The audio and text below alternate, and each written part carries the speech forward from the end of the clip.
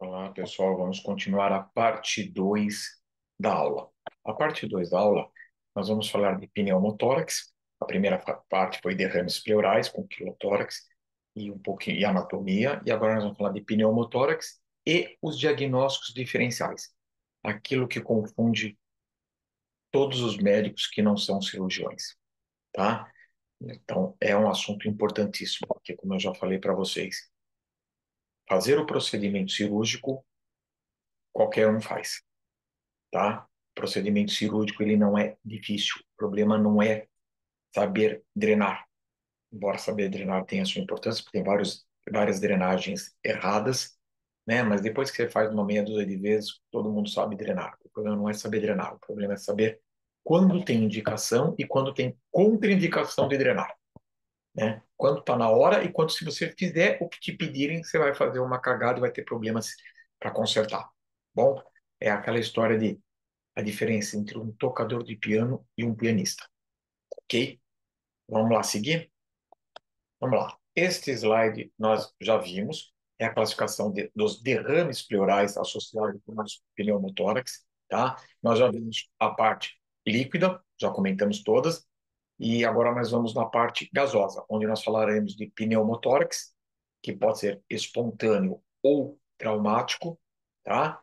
Aberto ou fechado, tá? E temos os mistos que podem ter ido pneumotórax ou biopneumotórax, que nós fizemos um comentário na aula anterior. Mas, na verdade, o nosso foco da aula é esta etapa aqui, a gasosa, né? E diagnósticos diferenciais. Quadro clínico do pneumotórax. Desde uma dor torácica, tá? Empontada, agulhada, uma dispneia persistente, uma falta de ar persistente, redução do murmúrio vesicular. Então, se você for fazer a ausculta, você vai observar que o murmúrio está diminuído, ou a ausculta até mesmo ausente, de acordo com a quantidade de ar do pneumotórax. A expansibilidade do lado comprometido está diminuída. Se você for percutir, você vai perceber um timpanismo, como quem está percutindo um bumbo, tá ok? E, de acordo com o grau de pneumotórax, se for estiver evoluindo para um hipertensivo, né, a pessoa vai ter dificuldade de respirar, o pneumotórax vai desviar o pulmão e você pode ter cianose, colapso alveolar e morte, tá? Pneumotórax hipertensivo é uma emergência absurda e podendo levar a óbito, ok? Vamos lá. Pneumotórax adquirido. Ele pode ser iatrogênico ou traumático. Iatrogênico, você vai passar um acesso central na subclávia e pegou a pleura. Vai fazer uma biópsia pulmonar, né?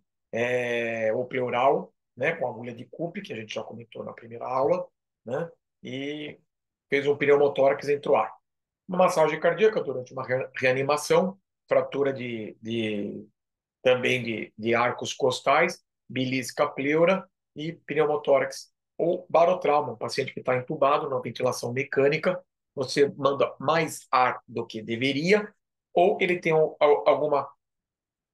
alguma situação que não permita a expansibilidade pulmonar adequadamente, faz um pneumotórax.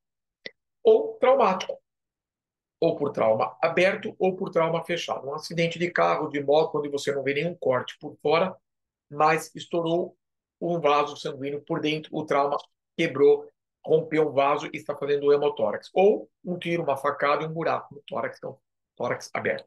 Vamos a gente ver um pouquinho disso. O pneumotórax aberto é uma urgência absurda, tá? O famoso curativo de três pontas, né? Você fecha três lados e deixa um aberto. Nós até vamos ver isso daqui a pouquinho, mas é uma urgência. É um aumento da pressão intratorácica, há um desvio do mediastino, um colapso pulmonar ipsilateral, e depois do contralateral, ferimento pulmonar subjacente, possibilidade de se tornar hipertensivo e hipertensivo choque circulatório e morte, óbito, ok? Nós vamos ver, essa é uma criança de 12 anos, estava empinando pipa na zona leste de São Paulo, na região de Itaquera, empinando pipa no morro, olhando para cima, com a pipa para cima, e correndo no morro, tropeça em alguma coisa e desce morro abaixo rolando.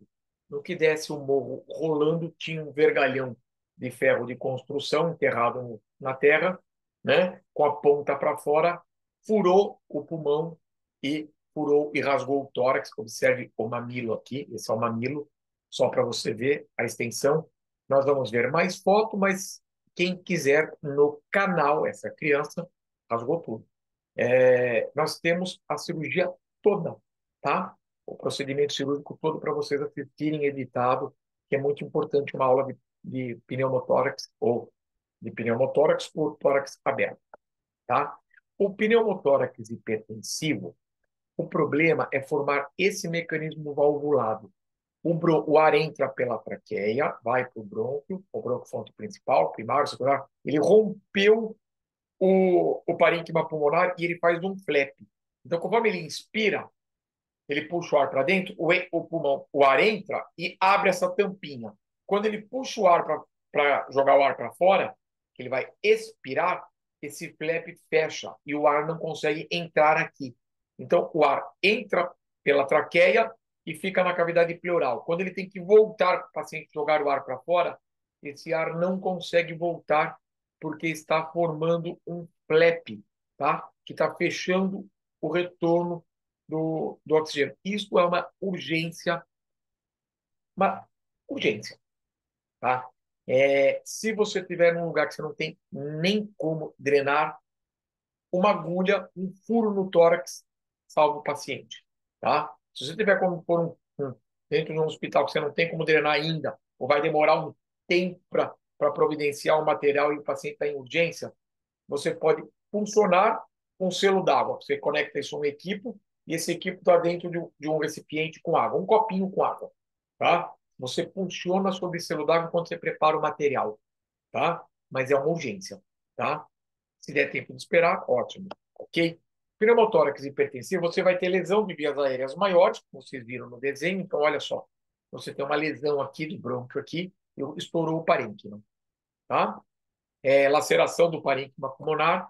Você tem um mecanismo que valvula, como eu já mostrei aqui, voltando no nosso desenho, olha o mecanismo aqui, que abre e fecha, ok? Vai enchendo de ar um lado e desvia o pulmão contralateral. Então, tem desvio do mediastino com choque, hipotensão e morte. Esse é o mecanismo. Olha um pneumotórax hipertensivo. O pulmão é este, tá? Pneumotórax espontâneo. Então, vocês viram um aberto traumático. Agora nós vamos para um espontâneo. O pneumotórax espontâneo está associado a doenças pulmonares pré-existentes. Ocorre principalmente em jovens fumantes, tipo longilíneo, por ruptura de bolhas, né, que é bleps, que a gente chama, bolhas enfisematosas periféricas. É muito comum em pacientes já de meia idade para senilidade, tabagistas crônicos, que têm blebs, né? Eles fazem pneumotórax espontâneo, né? As complicações do pneumotórax espontâneo evoluir para um pneumotórax hipertensivo fazendo uma parada cardíaca, tá? Pode haver pneumomediastino, nós também vamos ver na nossa aula pneumomediastino, tá ok? Tem várias causas de pneumomediastino, nós vamos ver enfisema subcutâneo, essa aula é bem completinha. É, Existe uma síndrome chamada síndrome de Boerhaave, ou ruptura do esôfago, ruptura do esôfago. Geralmente é comum em alcoólatras crônicos, moradores de rua, desnutrição grave, é, é, quando ele aumenta a pressão intratorácica subitamente, de repente, e ele já tem albumina extremamente baixa, são desnutridos crônicos, e explode o esôfago, rompe o esôfago. O exemplo mais clássico é segurar o espirro, espirrar para dentro, tá? Aquele cara que segura o espirro, espirra para dentro. Só que é perigoso fazer isso? É perigoso fazer isso. Só que num paciente desnutrido, hipominem, no que ele faz, ele espirra para dentro, ele segura o espirro, faz isso, ele estoura, tá? Mortalidade altíssima, ok? Olha o RN, desculpa, pulou dois slides, um pneumotórax grande, outro pneumotórax, e esse é o enfisema subcutâneo. Observe o enfisema subcutâneo aqui, do lado direito, tá? Pneumotórax do lado direito, um pneumotórax do lado esquerdo, pneumotórax de um RN, um pneumotórax gigante. Observe a cúpula diafragmática como está ao contrário, ela está invertida para baixo. Porque o diafragma é assim, ele faz isto, e a cúpula está assim. Ó, Estão observando? Olha o nível, ok? Desculpa, passou muito rápido. Observe exatamente como ele inverteu o diafragma pela alta pressão. Pneumotórax à direita, aqui. Pneumotórax, pneumotórax. Um paciente com enfisema subcutâneo, depois que o enfisema regrediu. Bom, enfisema gigante. Tratamento do pneumotórax. Se até um terço da área pulmonar, até um terço, você pega a área pulmonar de um hemitórax, divide em três faixinhas, três terços. Se ela pegar somente até um terço da área pulmonar, o paciente não tiver clínica nenhuma, não tiver falta de ar, clínica nenhuma, e se ele estiver em ar ambiente, respirando oxigênio em ar ambiente, você pode fazer uma conduta expectante, só observar que às vezes absorve. Se esse paciente tem menos de um terço da área pulmonar, mas ele tiver clínica de falta de ar, você tem que drenar. Se ele tiver menos de um terço da área pulmonar, mas ele está na ventilação mecânica positiva no respirador, no aparelho, você tem que drenar. Ok? Grandes volumes você tem que drenar e às vezes até fazer aspiração contínua, porque faz fístula de alto débito. Tá? Hipertensivo, tratamento imediato, nem que você pulsione no segundo espaço ou no sexto espaço, tá? E enquanto você providencia o material de drenagem. A drenagem pode ser por selo ou por piquetinho, tá? Pneumotórax de repetição, né? Esses pacientes que têm bledes, que são as bolhas, ou tabagista crônicos, ou esses longilinos, né? Você têm que fazer pleurodese, ok? A drenagem, quando você tem fístula, você tem que ou faz uma drenagem em duplo selo d'água, essa coluna do que vai para o ar, você tem que deixar uma coluna de água de 10 a 20 centímetros. Na verdade, a diferença desta altura para esta altura, tá? Ela tem que estar entre 8 e 12, tá? A gente calcula, né? Entre 8 e 12. Então, aqui tem 4 centímetros, tá? Aqui, se você pôr mais ou menos 15, 16 centímetros de água, ele está abaixo de 12. Tá bom? Então, é exatamente a diferença. 16 menos 4 dá 12. 15 ml, 15 de altura com 4 aqui vai dar 11. Tem que estar entre 8 e 11 essa altura, ok?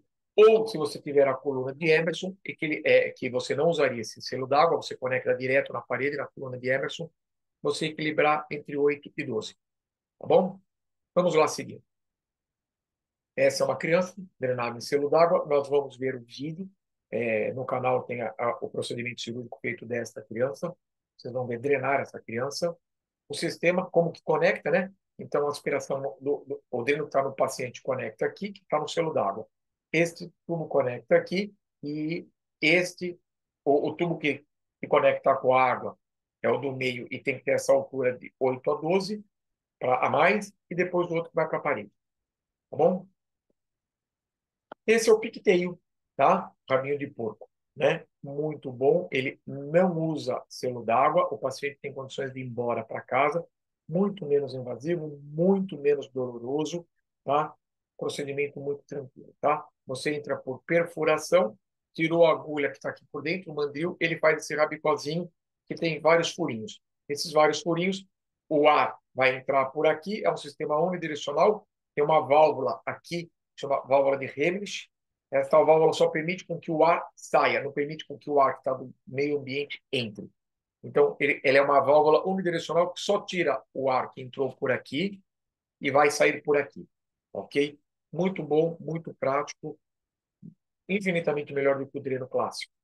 Tá ok?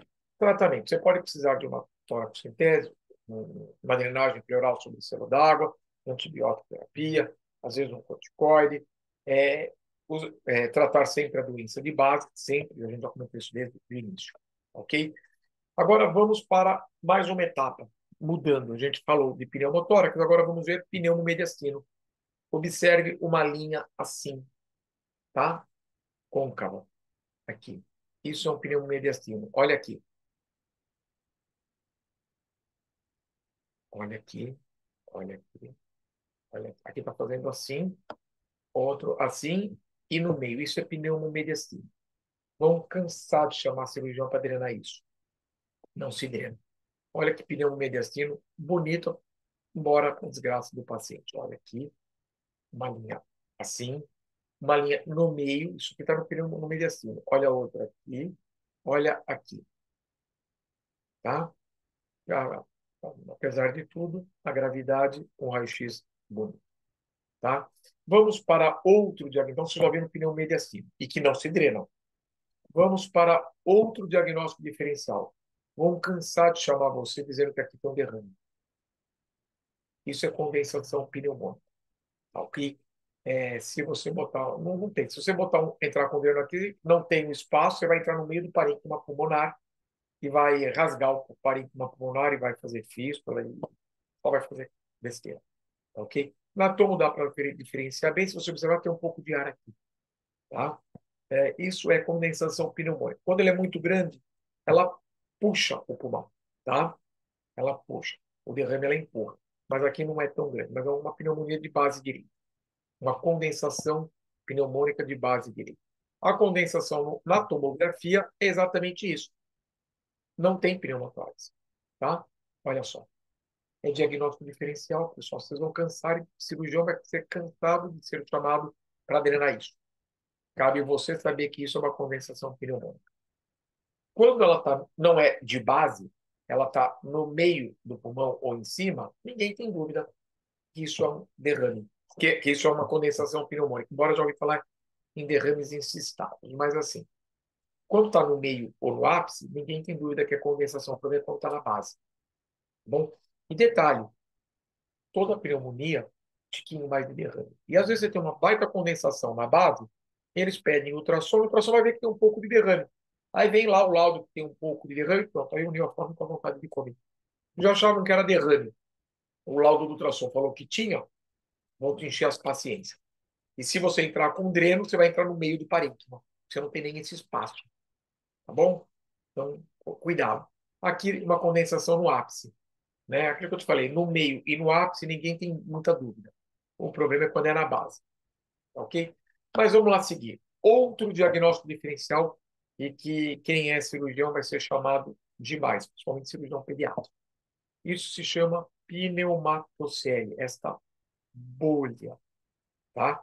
Essa bolha significa que o paciente está com uma pneumonia e por uma bactéria que é estáfilo. Então, você tem que entrar com oxacilina ou vancomicina. E esta bolha não se drena. Ela pode estourar? Pode. Ela pode fazer pneumotórax? Pode. Ah, e se fizer? Se fizer, drena. Você entendeu? Mas não se drena antecipadamente, né? Porque a grande maioria das pneumatoceles não estouram, tá? Mas olha, isso é uma briga eterna. Olha que pneumatocele gigante, olha aqui pneumatocele gigante, outra pneumatocele, tá? Uma outra pneumatocele em formação. Ah, mas pode estourar a qualquer momento. Pode, mas pode não estourar. Na maioria das vezes, não estoura, tá bom? E assim, o tempo de amadurecimento dessa cavidade é de 2 a 3 semanas, mas o maior risco de estourar é os primeiros dias. Cada dia que vai passando, vai maturando mais o antibiótico, vai agindo e a probabilidade vai diminuindo, né? Se a gente fosse pensar, e se, primeiro que você não vai conseguir botar o dreno aí. Segundo que você vai drenar uma cavidade que não tem pneumotórax. Começa já a fazer cagada, né? Terceiro que se você fosse pensar assim, eu não andaria de carro, poderia bater o carro. Tem tanta gente que morre de acidente de carro. Eu também não andaria a pé. Sentaria numa cadeira de roda e ficava, porque tem tanta gente que escorrega, tropeça, torce o tornozelo, quebra a perna, cai, bate cabeça, né? Eu não faria nada na vida, na verdade. Você entendeu? Se você for pensar, e se complicou, tá bom? Isso é opinião minha. Você trata se tiver o problema. Ah, e se? E se sim, e se não, né? Mas vamos lá seguir. Outro pneumatocele. Tá bom? Vamos lá. Esta é outra encrenca, tá? Que vão chamar com certeza o cirurgião geral ou cirurgião geral, o cirurgião. Chama-se eventração diafragmática ou paralisia diafragmática. No RN, geralmente por parto de fórceps, ou pós-herpes zoster, de costela, de arco costal, né, na inervação do arco costal, ou chute, ou bolada, ou pancada, ou uma pneumonia severa, você tem uma paralisia do nervo diafragma, do nervo intercostal e do diafragma, e você fica com esse diafragma paralisado. No que ele fica paralisado, ele fica alto. E aí, quem bate o olho aqui embaixo pensa que aqui tem um derrame. Poderia até confundir com condensação, mas quase todas as condensações chamam de cirurgião para drenar. E aí ele vai falar que aquilo não é condensação, aquilo é derrame. As condensações de base, tá? Quase todas as condensações de base vão chamar o cirurgião para drenar e você vai falar, não, isso é condensação. Aí eles veem isso e vão achar que é um derrame. A, o diafragma está aqui. O diafragma que está levantado. Cabe a você saber isso. Senão você vai fazer besteira. Vai colocar um dreno. Se colocar na cavidade abdominal, pior ainda, você fez uma hernia diafragmática. Aí você fura o diafragma. Ou se você entrar aqui, você corre o risco de rasgar e perfurar o pulmão, fazer uma fístula. Se você entrar um pouco mais baixo, não souber o lugar, você vai furar o diafragma no meio e vai fazer uma hernia. Meu, o que dá para fazer de cagada com isso, se você não souber fazer o diagnóstico diferencial, é muito. Então, pelo amor de Deus, aprendo a diferenciar outro nenê, um recém-nascido com, hernia, com eventração diafragmática ou paralisia, parto fórceps. Tá bom? Pessoal, espero que tenham entendido, tá? Outra paralisia diafragmática, outro RM, tá bom? Pessoal, entenderam? Esse é o Laennec, 1781 a 1826, o inventor do estetoscópio. Bom, pessoal, espero que tenham gostado, tá? Que tenha ficado claro a aula, que tenham entendido tanto a parte de derrames como a de pneumotórax e todos os diagnósticos diferenciais, quando se drena, quando não se drena. Eu tenho mais preocupação, eu quero mais que vocês saibam as indicações absolutas de drenar e de não drenar do que o procedimento. O procedimento, eu sei que quem for cirurgião, depois de que fez meia dúzia, vai fazer isso com tranquilidade. Espero que tenham gostado e que eu tenha acrescentado alguma coisa no conhecimento de vocês. Um abraço a todos, vou encerrar a aula.